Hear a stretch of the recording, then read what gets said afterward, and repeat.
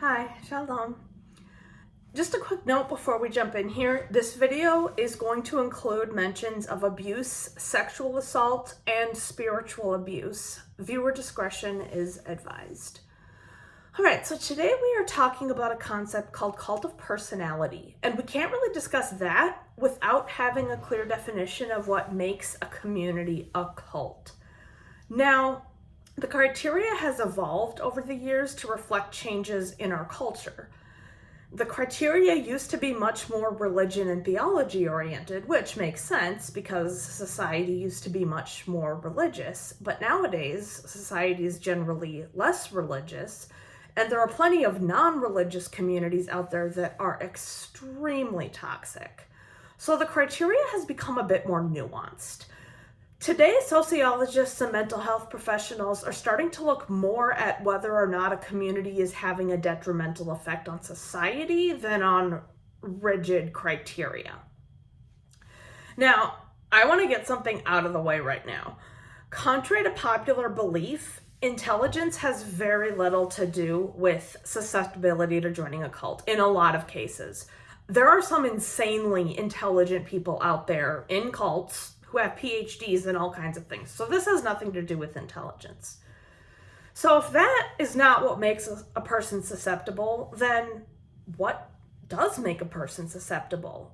Many people who join cults do so because they are trying to meet legitimate needs in good faith. Maybe they feel isolated. Maybe they're trying to heal from childhood wounds. Maybe they simply want to meet new people or find an avenue for personal growth. None of those are bad things.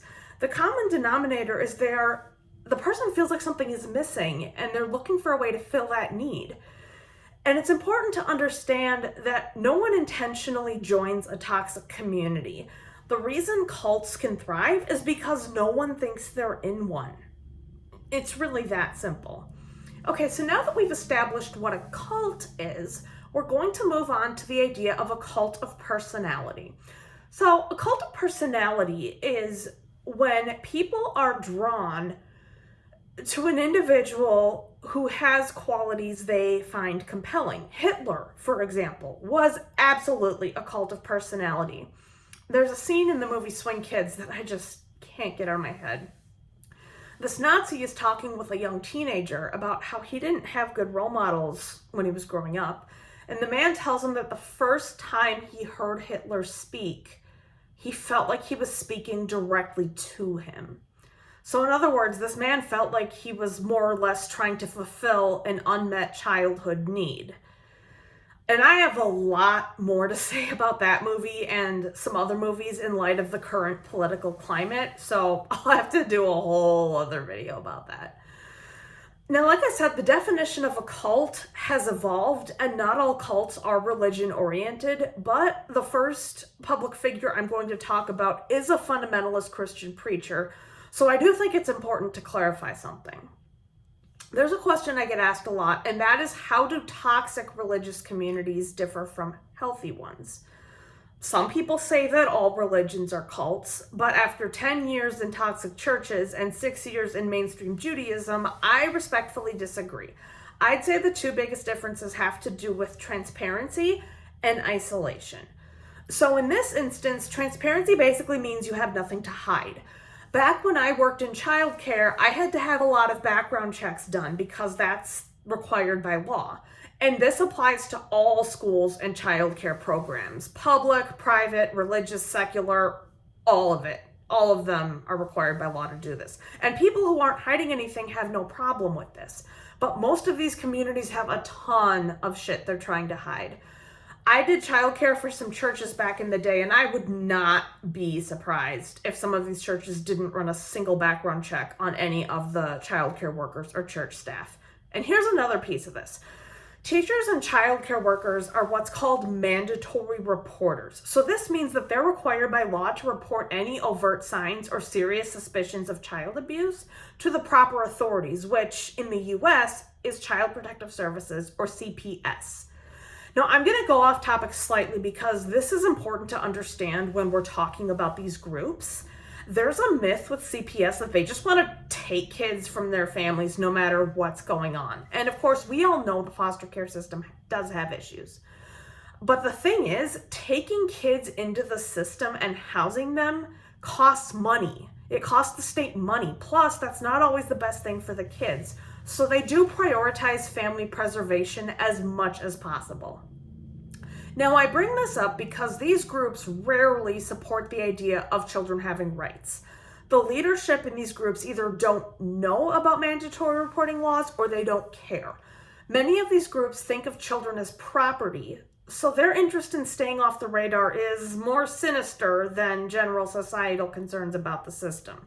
These people have stuff to hide, and they're afraid of getting busted. Another area where toxic communities often lack transparency is finances, which we will be digging into with the first example in this series. So without further ado, let's jump in. So in this series, I'm going to be sharing at least 4 examples of public figures who lead a cult of personality. And the first person we're going to talk about is Marc Driscoll. So Marc Driscoll is a conservative evangelical Christian pastor who founded Mars Hill Church in Seattle, Washington. And he had a rough childhood. He grew up in a neighborhood with a lot of violence. His father wasn't really in the picture. And in his own words, he didn't really have a positive role model to teach him how to be a decent person, or in my view, a non-toxic man. It's important to understand that many cult leaders create their cults for the same reason people join them. They're looking to fulfill an unmet need. Now, a lot of my research for these videos has come from podcasts, and since part of my goal with this channel is to make this kind of information accessible to the deaf and hard of hearing, I'm going to briefly mention the documentary Hillsong, A Mega Church Exposed. Hillsong is an international megachurch that had a scandal kind of like what went on at Mars Hill. I think the documentary was on Hulu when I saw it, which was at least a few months prior to filming this. Right now, the only place I'm finding it with captions is on Amazon Prime if you sign up for a trial of Discovery Plus. So you can always sign up for that trial and set up a calendar alert to cancel before they'd start charging you. I'm sorry there's really not a better way to watch it, but I did want to mention that because I know that podcasts are not accessible to everyone. All right, so I don't really want to get into too much history of Mars Hill in this video because there's already a lot of info on that out there, and that would make this video even longer. So instead, I want to talk about the corruption at Mars Hill and the negative effects it had on many of its members. A while back, I listened to the podcast, The Rise and Fall of Mars Hill Church, which was produced by Christianity Today. And I'm going to post a link to the podcast down below. I'm not going to lie, there is some rough stuff in it. So heavy trigger warnings for all the things. But if you're looking for more detailed information on Mars Hill and its history, it might be worth listening to. I want to mention there has been some criticism of the podcast. Some people take the view that this podcast didn't handle the accounts of abuse with sensitivity. There are also some people being turned off by the fact that it was produced by Christianity Today, saying it would be less biased had it been produced by someone else. And I would like to make it known that I respectfully disagree with all of that. In my view, having come out of these kinds of environments, the fact that this was produced by a mainstream Christian organization says that there are at least some Christians who do care about this issue. And they had at least one mainstream Christian psychologist on the podcast, and that psychologist did use the term spiritual abuse. Now, one of the problematic elements in these kinds of groups is financial corruption. And organizations of ill repute tend to be less transparent about their finances, which in my humble opinion is one of the things that sets mainstream religion apart from religion-based cults. Reputable organizations, religious or not, will have no issue giving you their latest financial reports if you ask for it. Marc Driscoll wrote a book about his time at Mars Hill, and he, I kid you not, bought his way onto the New York Times bestseller list. reputable clergy members don't exactly do that. And in reputable places of worship, the financial transparency is everywhere. You can ask for financial reports and they should give it to you upon request if they have nothing to hide. I'm going to end the subject of financial corruption here because this is just the tip of the iceberg and I have so much I want to cover. So all that to say, financial corruption happens in cults, so beware. One of the things we need to discuss is that there have been accounts from former members who had positive experiences with Marc Driscoll. When cult leaders treat members with what seems to be care and respect, they're really engaging in a behavior that the mental health community now calls grooming.